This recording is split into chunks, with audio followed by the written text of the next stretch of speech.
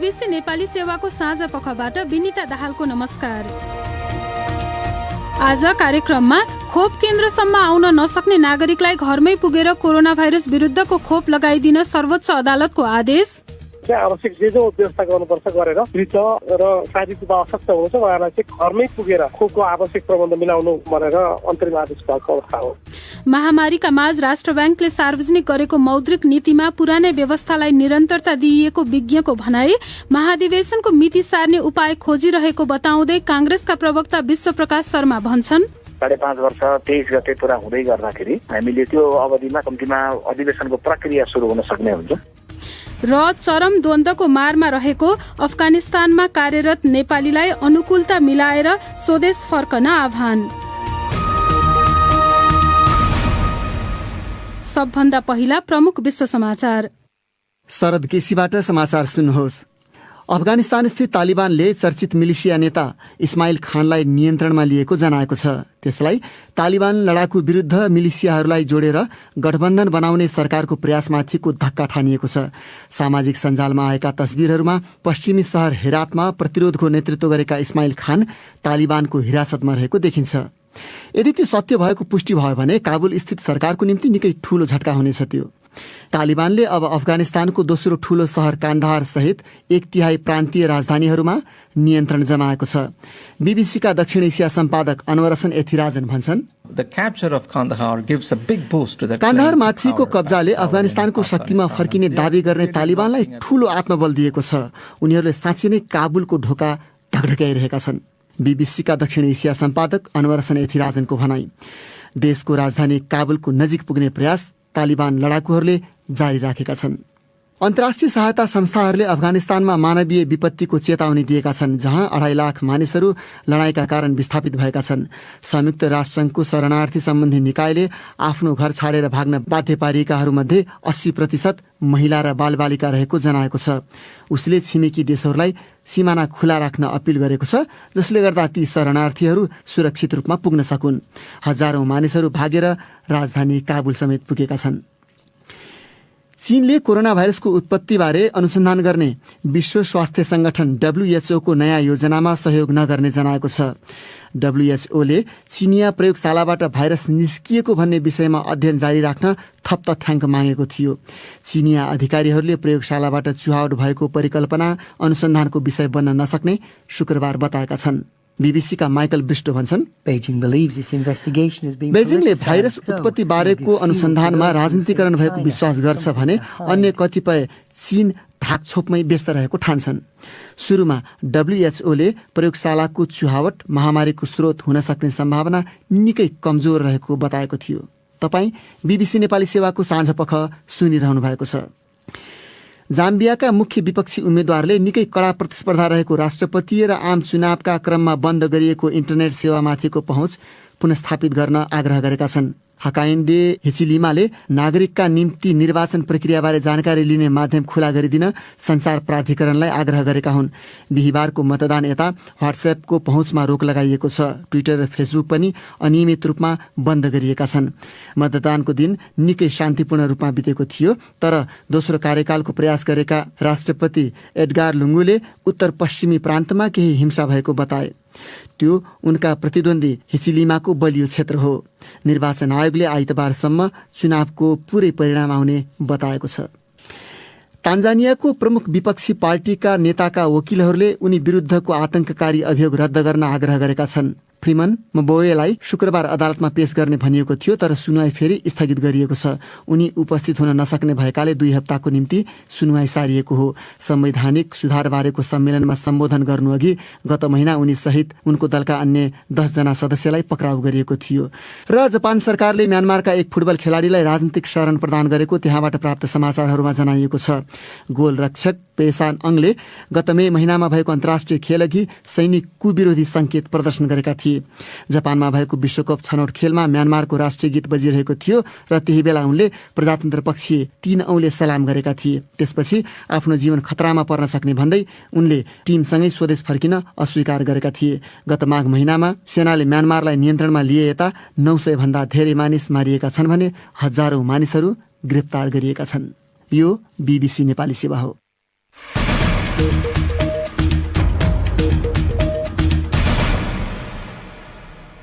साँझपखमा तपाईंलाई स्वागत छ। सर्वोच्च अदालतले वृद्ध र फरक क्षमता भएका व्यक्ति खोप केन्द्रसम्म आउन नसक्ने भन्दै उनीहरूको घरमै गएर कोरोना भाइरस विरूद्धको खोप लगाइदिन सरकारलाई अन्तरिम आदेश दिएको छ। अधिवक्ता प्रवेश केसीले पेश गरेको रिट हिजो सर्वोच्च अदालतमा दर्ता भएको थियो र त्यसमाथि आज भएको पहिलो सुनवाईकै क्रममा अदालतले यस्तो आदेश दिएको प्रवक्ता बाबुराम दाहालले बीबीसीलाई बताएका हुन्। सुनौ एउटा रिपोर्ट। सर्वोच्चको अन्तरिम आदेशमा राज्यले वडा स्तरबाट लगत संकलन गरेर अथवा अन्य उपयुक्त माध्यमबाट घर घरमा पुगेर कोविडको खोप सेवा दिन भनिएको छ। न्यायाधीश प्रकाश कुमार ढुङ्गानाको एकल इजलासले आज दिएको आदेशबारे प्रवक्ता बाबुराम दाहालले बीबीसीलाई भने, आवश्यक जे व्यवस्था गर्नुपर्छ गरेर फरक क्षमता भएका व्यक्ति अनि त्यस पछाडि वृद्ध, अपाङ्ग र शारीरिक रूपमा अशक्त हुनुहुन्छ उहाँलाई चाहिँ घरमै पुगेर खोपको आवश्यक प्रबन्ध मिलाउनु भनेर अन्तरिम आदेश भएको अवस्था हो। संविधानमा नागरिकलाई स्वास्थ्य सेवामा समान पहुँचको हक हुने भनी संरक्षण प्रदान गरेको र धारा 41ले ज्येष्ठ नागरिकलाई राज्यबाट विशेष संरक्षण तथा सामाजिक सुरक्षाको हक हुने भनी मौलिक हकको प्रचलनको लागि संवैधानिक उपचारको हक समेत सुरक्षित गरेको पनि सर्वोच्चको आदेशमा उल्लेख छ। खोप केन्द्रमा फरक क्षमताका मानिसहरू र वृद्धलाई पुग्न गाह्रो हुने र पुगिहाले पनि उनीहरू संक्रमणकै जोखिममा हुने भन्दै खोप कार्यक्रमलाई लिएर कतिपयले आलोचना पनि गर्दै आएका छन्। खोप सम्बन्धी नै अर्को एउटा संक्षिप्त प्रसंग।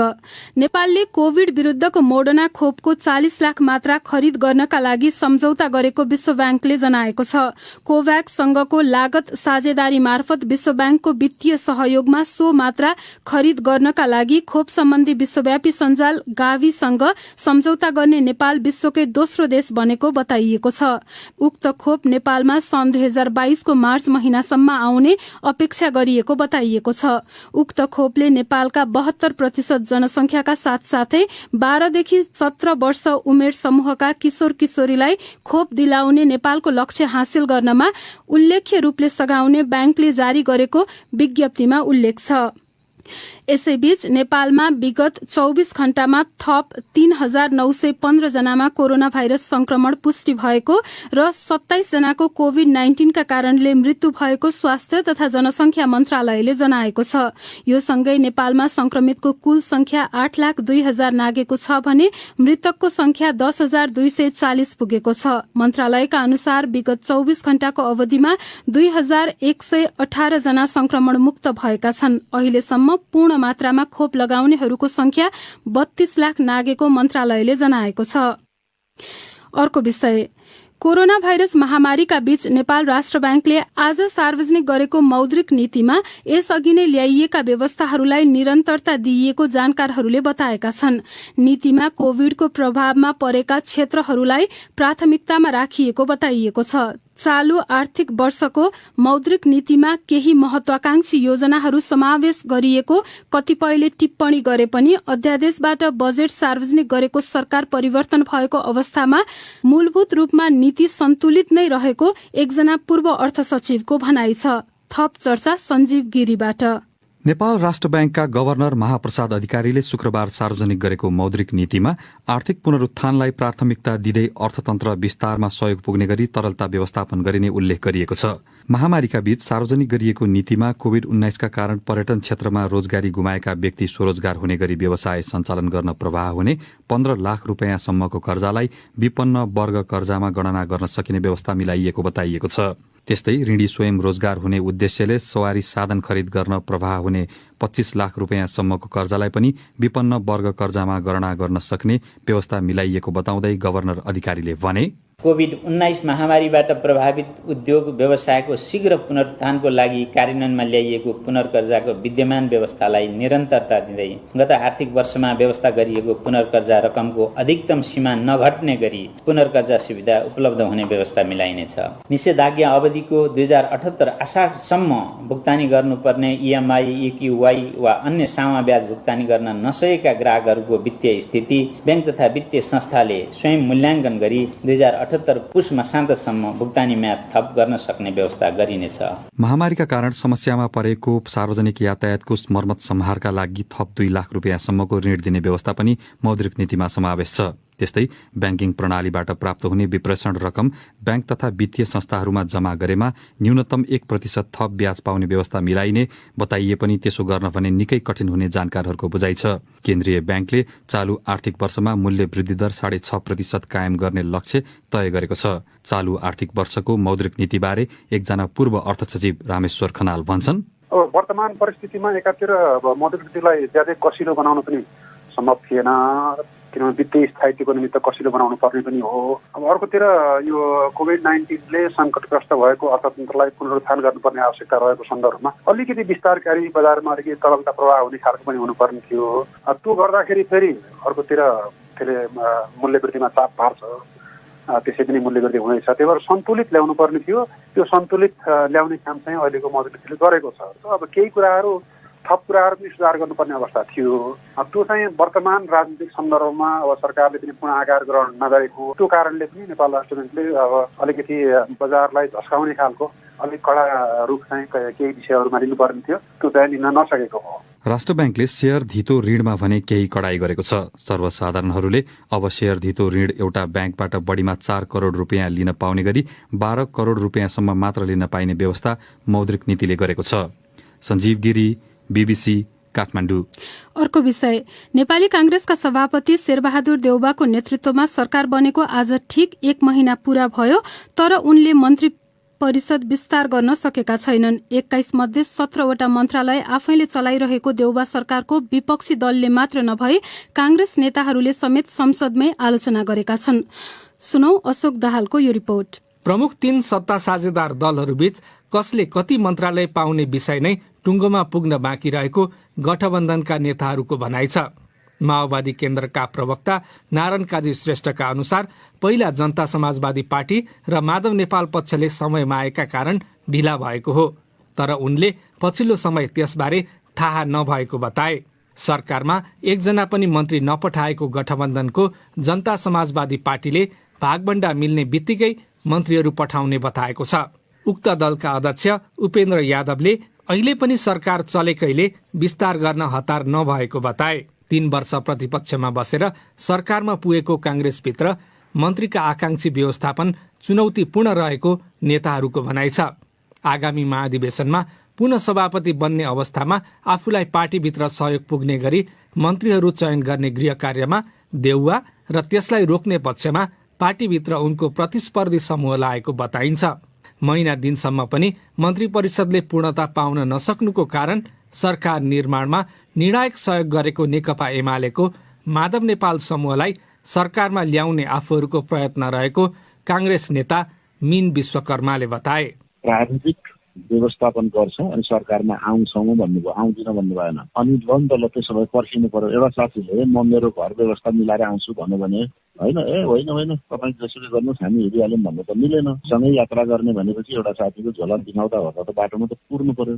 तर नेपाल निकट नेता भीम आचार्य भन्छन्, हामी जाँदैनौँ। एमाले पार्टी रौन्जेल कोही प्रतिपक्ष कोही सरकारमा कसरी हुन्छ? त्यसो नौटङ्गी पनि कहीँ हुन्छ? सरकारमा जानको निम्ति पार्टी विभाजन गर्ने जस्तो गलत कुरा केही पनि हुँदैन।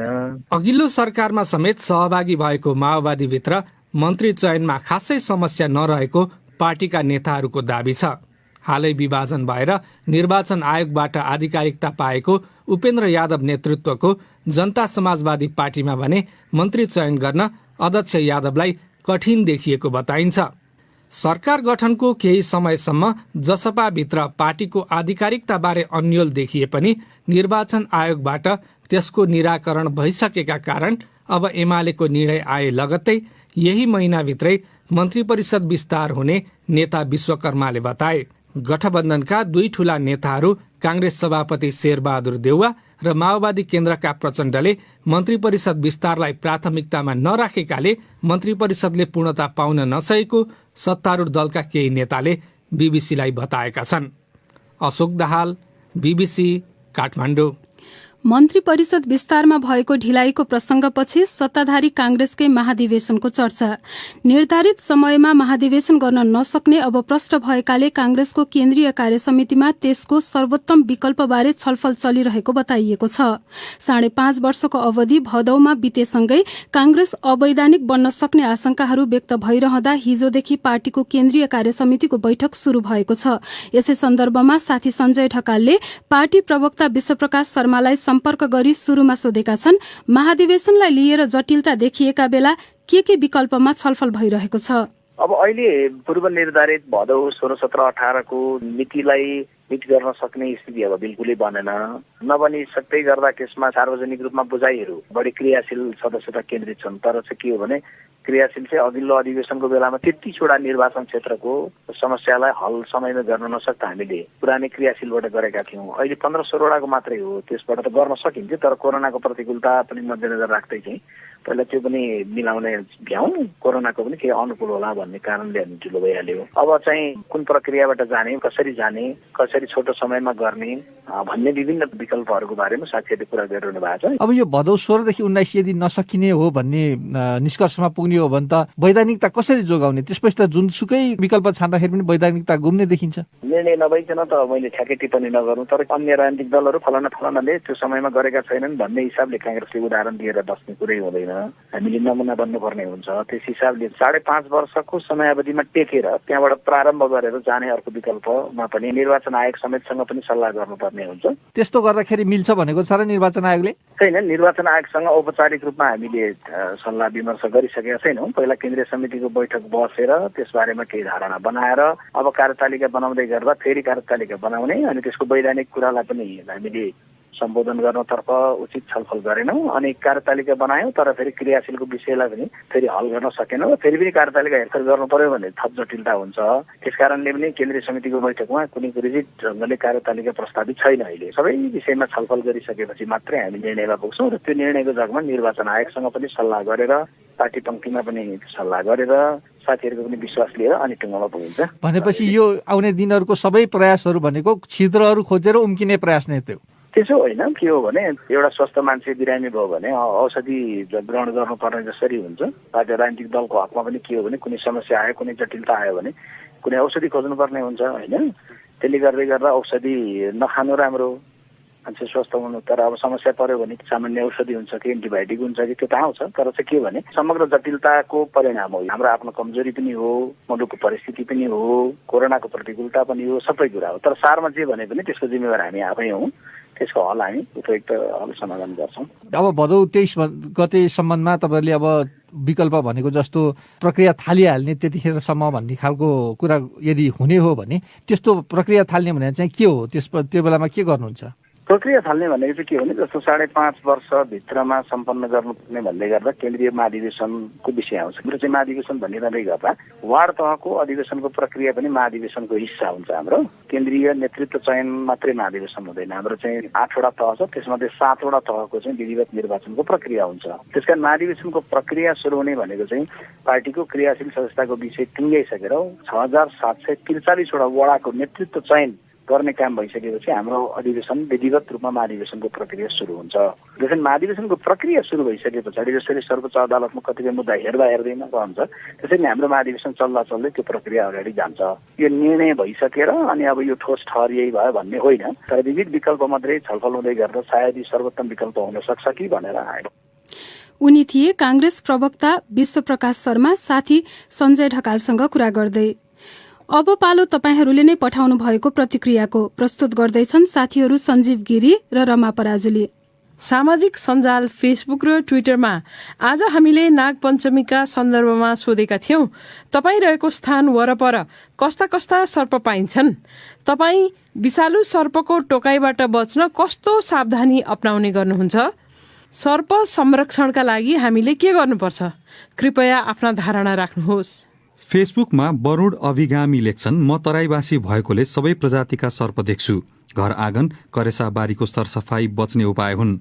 सर्पको संरक्षणका लागि सरकारद्वारा स्थापित सबै संरक्षण क्षेत्र र वरपरको वासस्थान सुरक्षित राख्नु, प्राकृतिक वासस्थानमा हानि नोक्सानी नपुर्याउनु उत्तम विकल्प हो।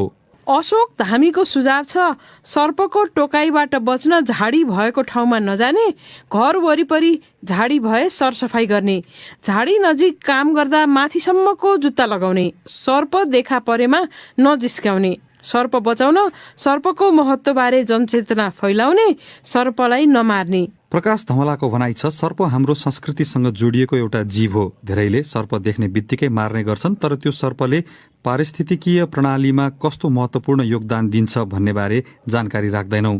त्यसकारण सर्पले पारिस्थितिकीय प्रणालीमा पुर्याउने योगदानबारे सबै ठाउँमा जनचेतना छर्न सके सर्पको संरक्षण हुने कुरामा कुनै दुईमत छैन। छत्र कुँवरले लेखेका छन् हाम्रो वरिपरि प्राय धेरै किसिमका सर्प पाइन्छन्। सर्पको टोकाइबाट बच्न घर वरिपरि सफा राख्ने, वातावरण सन्तुलन राख्न सर्पको पनि ठूलो भूमिका रहेको हुन्छ। सर्प संरक्षणका लागि हामीले सर्पको महत्त्वबारे जनचेतना फैलाउनु पर्छ। सुशीला सिलवालको धारणा छ काठमाडौँमा पनि बेला बेलामा साना ठूला सर्पहरू देखिन्छन्। खासै विषालु त हुँदैनन् होला, र पनि सर्पको टोकाइबाट बच्न घर वरिपरि सफा राख्नुपर्छ। कहीँ कतै मुसाले खनेर पारेका दुलोहरू छन् भने टालटुल पार्नुपर्छ। खुला र सफा ठाउँमा सर्प आउँदा पनि आउँदैन। हाल मुम्बई भारतमा रहेका लक्ष्मण बहादुर सुनारले लेखेका छन् म कैलालीवासी हुँ। तराईमा करेत र गोमन जस्ता अधिक विषालु सर्प पाइन्छन्। राति सर्पबाट बच्न टर्च लाइट बालेर हिँड्नुपर्छ र भुइँमा सुत्ने काम कहिले गर्नु हुँदैन।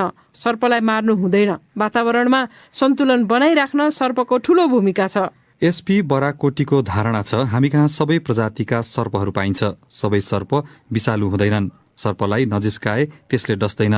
त्यसकारण सर्प देख्ने बित्तिकै मार्नु राम्रो होइन।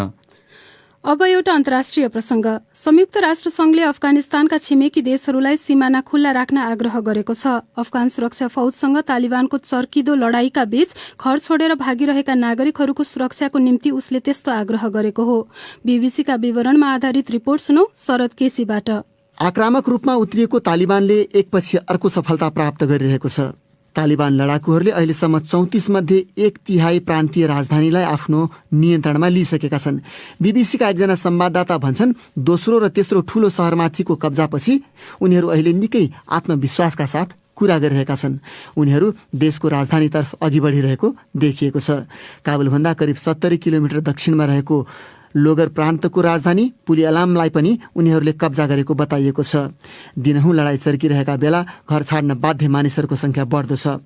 संयुक्त राष्ट्रसङ्घका अनुसार 2.5 लाख मानिसहरू विस्थापित भएका छन्। देशको राजधानी काबुल पुगेका हजारौं मानिसहरूको अवस्था दयनीय छ। त्यहाँ उनीहरूलाई बस्नका निम्ति निकै कम शिविर बनाइएका छन्। कैयौं मानिसहरू पार्क र खुला ठाउँमा बसिरहेका छन्। पिउने पानी र सरसफाईको अभाव छ। विश्व खाद्य कार्यक्रमका अनुसार प्रत्येक 3 मध्ये 1 अफगानी अर्थात् 1.40 करोड लाखलाई खानेकुराको निकै खाँचो छ। आन्तरिक रूपमा विस्थापित भएकाहरूमा महिला र बालबालिकाको संख्या निकै धेरै छ। त्यसैले राष्ट्रसङ्घले शरण खोज्दै हिँडिरहेकाहरूको सुरक्षाको निम्ति छिमेकी देशहरूलाई सिमाना खुला राखिदिन आग्रह गरेको छ। त्यो रिपोर्ट सुन्नुभयो शरद केसीबाट। विभिन्न देशले आफ्ना नागरिकलाई अफगानिस्तानबाट फिर्ता बोलाइरहेका बेला नेपालले अनि उक्त द्वन्द्वग्रस्त मुलुकमा रहेका नेपाली नागरिकलाई अनुकूल मिलाएर स्वदेश फर्कन आह्वान गरेको छ। सुनौ अशोक दाहालको यो रिपोर्ट। परराष्ट्र मन्त्रालयले अफगानिस्तानमा रहेका नेपाली नागरिकहरूको अवस्था रोजगारदाता एजेन्सी र व्यक्तिगत सम्पर्क सूत्रको माध्यमबाट अध्ययन गरिरहेको बताएको छ। काठमाडौँ स्थित परराष्ट्र मन्त्रालयकी प्रवक्ता सेवा लम्सालले अफगानिस्तानको अवस्था नजिकबाट नियालिरहेको र त्यहाँ रहेका नेपालीलाई अप्ठ्यारो परेको अवस्थामा उपयुक्त निर्णय लिइने बताइन्। वैदेशिक रोजगार विभागबाट प्राप्त विवरण अनुसार पछिल्लो 5 वर्षमा 6600 जनाभन्दा बढीले अफगानिस्तानमा काम गर्न श्रम स्वीकृति लिएका छन्। कति नेपाली अफगानिस्तानमा पुगे र कति फर्किए भन्ने विवरण सरकारसँग पनि छैन। श्रम अनुमति लिएर गएका नेपालीहरू राजधानी काबुलमा सुरक्षा घेराभित्रै काम गर्ने भएकाले हालसम्म सुरक्षित नै रहेको दिल्ली स्थित नेपाली दूतावासले जनाएको छ। दिल्ली स्थित दूतावासका उपप्रमुख रामप्रसाद सुवेदीले टेलिफोनमा भने नेपालीहरू बसिरहेको सहरहरूमा काम गरिरहेको ठाउँमा सुरक्षा फोर्सेसहरू इभ्याकुएट हुँदाखेरि साइकोलोजिकल पनि छ र रियल पनि छ। अहिले पर्सनल्ली कसैलाई त्यस्तो दुःखद घटना घटेको छैन, त्यस्तो थ्रेट पनि उहाँहरू फिल गर्नु भएको छैन। बरु उहाँहरू चाहिँ बिस्तारै नेपाल फर्किने चाहिँ तयारीमा हुनुहुन्छ। तर करार अवधि सकिएका कतिपय नेपालीहरू गैर कानूनी रूपमा पनि बसेको हुन सक्ने भन्दै दूतावासले खोजी सुरु गरेको बताएको छ।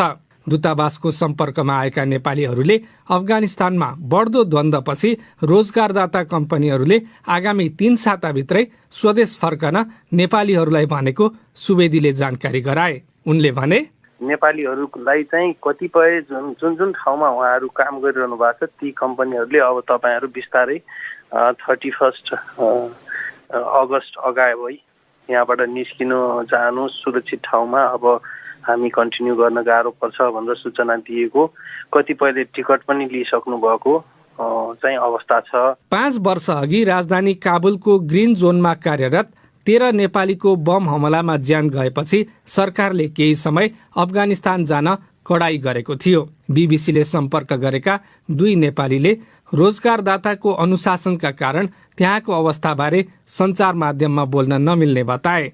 कतिपय प्रान्तबाट व्यापारिक उडानहरू बन्द हुन थालेपछि छिमेकी राष्ट्र भारत र चीन दुवैले त्यहाँ रहेका आफ्ना नागरिकहरूलाई स्वदेश फिर्ता हुन भनिरहेका छन्। अशोक दाहाल, बीबीसी, काठमाडौँ। अर्को विषय, अमेरिकी अनुदान सम्झौता मिलेनियम च्यालेन्ज कर्पोरेसन एमसीसी सम्झौता गठबन्धन भित्र छलफल गरेर पारित गर्ने प्रक्रिया अघि बढाउनुको विकल्प नभएको सरकारका प्रवक्ताले बताएका छन्। कानून, न्याय तथा संसदीय मामिला मन्त्री ज्ञानेन्द्र बहादुर कार्कीले एमसीसी सम्झौतामा मुलुकको स्वतन्त्रता, स्वाधीनता र राष्ट्रिय एकता कमजोर गर्ने कुनै शर्त नभएको दावी गरेका छन्। सभामुख अग्नि सापकोटाले एमसीसीको अनुमोदन प्रक्रिया अघि बढ्न राष्ट्रिय सहमति आवश्यक रहेको बताएपछि सरकारको यस्तो भनाइ आएको हो। सुनौ फणिन्द्र दाहालले तयार पारेको यो रिपोर्ट। सन् 2017मा नेपाली कांग्रेस र नेकपा माओवादी केन्द्र मिलेर बनेको संयुक्त सरकारको नेतृत्व शेरबहादुर देउवाले गर्दा एमसीसी सम्झौतामा हस्ताक्षर भएको थियो। अमेरिकाले विद्युत प्रसारण लाइन र सड़क निर्माणमा झण्डै 60 अर्ब रूपियाँ अनुदान उपलब्ध गराउने प्रतिबद्धता गरेको सम्झौतामा अर्थमन्त्रीको हैसियतमा हस्ताक्षर गरेका ज्ञानेन्द्र बहादुर कार्की नै अहिले कानून मन्त्री छन्। उनले एमसीसी सम्झौता नेपालको ऊर्जा क्षेत्रका लागि कोसेढुङ्गा बन्न सक्ने भन्दै त्यसलाई अनुमोदन गरिनुपर्ने बताए। संसदीय अनुमोदन सहितका विभिन्न 6 वटा शर्त पूरा गरेर अघिल्लो सालको जुन 30 मा निर्माणमा जाने समय सीमा तोकिएको भए पनि सम्झौताको अनुमोदनलाई लिएर उत्पन्न राजनीतिक मतभेद र कोभिड-19 को महामारीले त्यसलाई प्रभावित पारिरहेको छ। प्रधानमन्त्री हुँदा एमसीसीलाई संसदमा प्रस्तुत गरिनुपर्ने धारणा राखेका पूर्व प्रधानमन्त्री केपी शर्मा ओलीले यसै साता संसदमा बोल्दै वर्तमान गठबन्धनले एमसीसी सम्झौता बिर्सिएको हो कि भनेर प्रश्न गरेका थिए। ओलीले 165 संसदको समर्थन पाएर प्रधानमन्त्री बनेका देउवालाई एमसीसी पारित गरेर देखाउन चुनौती पनि दिए। एमसीसीलाई लिएर गठबन्धनको अर्को दल नेकपा माओवादी केन्द्रमा चर्को मतभेद छ। नेता वर्षमान पुनले बीबीसीसँग बोल्दै विपक्षी दल र आफ्नो पार्टीभित्रका नेताहरूलाई पनि विश्वासमा लिएर एक खालको बौद्धिक समुदाय र नीति निर्माणमा प्रभाव पार्ने सबैलाई विश्वासको वातावरण बनाएर अघि बढ्नुपर्ने बताए। एमसीसीका प्रावधानलाई लिएर असन्तुष्टि जनाउने माओवादी केन्द्र र एमालेका कैयौं नेताहरूले उक्त सम्झौताका प्रावधानहरूलाई परिमार्जन नगरिएसम्म पारित गर्न नहुने अडान राख्दै आएका छन्। नयाँ सरकार बने यता अमेरिकी राजदूत बेरीले एमसीसीको अनुमोदनको विषयसँग प्रत्यक्ष रूपमा जोडिएका अर्थमन्त्री र ऊर्जा मन्त्री सहितका उच्च नेपाली अधिकारीहरूलाई भेटेका छन्। संसदबाट सम्झौता अनुमोदन नभए पनि एमसीसी कम्प्याक्टको कार्यान्वयनका लागि पूर्व तयारीका कामहरू भइरहेका छन्, जसका लागि नेपालको अर्थ मन्त्रालयले बजेट उपलब्ध गराउँदै आएको छ। माओवादी नेता पुन चाहिँ संकल्प प्रस्ताव ल्याएर एमसीसी बारे संसदमा छलफल गर्न सकिने र अमेरिकी सरकारसँग एमसीसी बारे थप छलफल गरेर अघि बढ्ने बाटो तय गर्न सकिने ठान्छन्। सरकारका प्रवक्ता कार्की गठबन्धन सरकारले एमसीसी बारे सबै पक्षसँग छलफल गर्ने बताउँछन्।